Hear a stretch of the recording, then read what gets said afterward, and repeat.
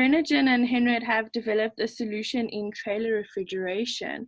Can you give me a bit more detail on this? We've been developing this concept for probably about a year to a year and a half now, and it stems from the fact that both Edwin and I are massively averse to waste in any way, shape, or form whatsoever.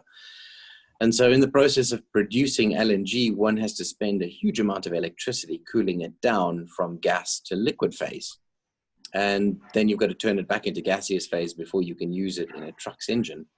And it occurred to us that there's an enormous amount of energy that's just going wasted. And so the concept was, how do we recapture some of this energy?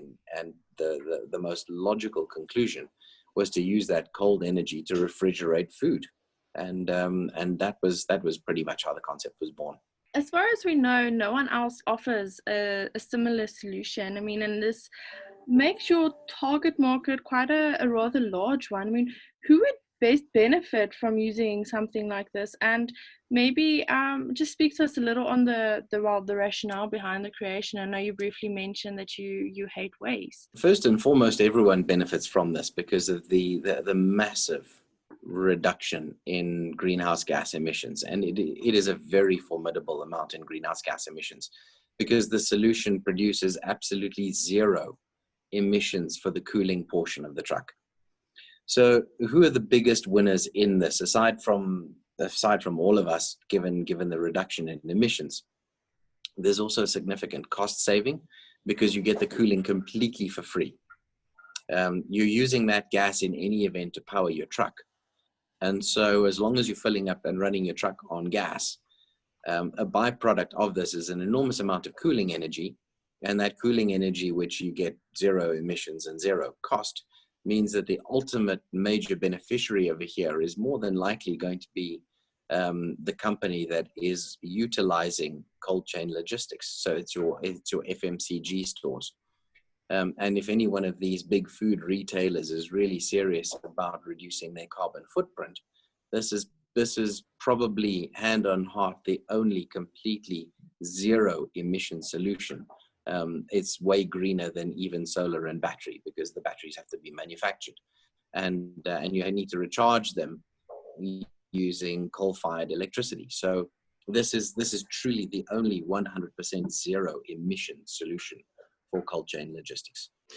Just to add to Steve's comments, I don't think there's anybody else in South Africa, or there's nobody with this concept, and it's also not available in the world, the rest of the world, this specific concept. So it's designed and actually started with a total new concept for South Africa, and the intention is to manufacture everything in-house in South Africa, all South African manufactured, and limit the imports from overseas on equipment. Can you talk to me on the savings potential, both financially and environmentally, for the end user? There's a bit of a double whammy over here. The two portions of savings that you get: firstly, you get savings on the truck by running the truck on diesel dual fuel. So diesel dual fuel is a combination of both LNG and diesel mixing in the engine block. That has one benefit in the sense of significant CO2 reduction.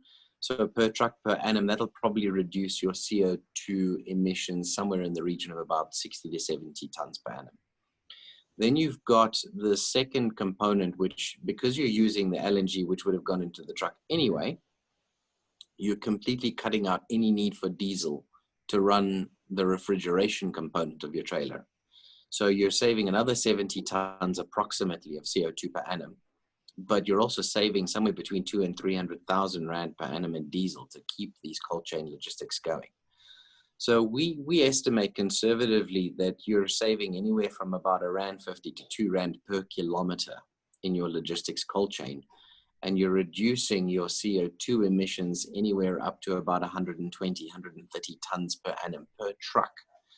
If you take this across, say, 100 trucks, and you implement the solution for 100 trucks, which is not that many, you're reducing your cost base, your running cost, by somewhere between 30 to 36 million Rand per annum just on 100 trucks. And the CO2 potential is about 13,300 tons of CO2 per annum. Putting that in context, you would need to plant just under 420,000 trees a year to match that greenhouse gas emission reduction. And lastly, when will it be available to market? From our side, the LNG will be available third quarter of 2021. That's when we will have the LNG being dispensed on both the N1 and the N3.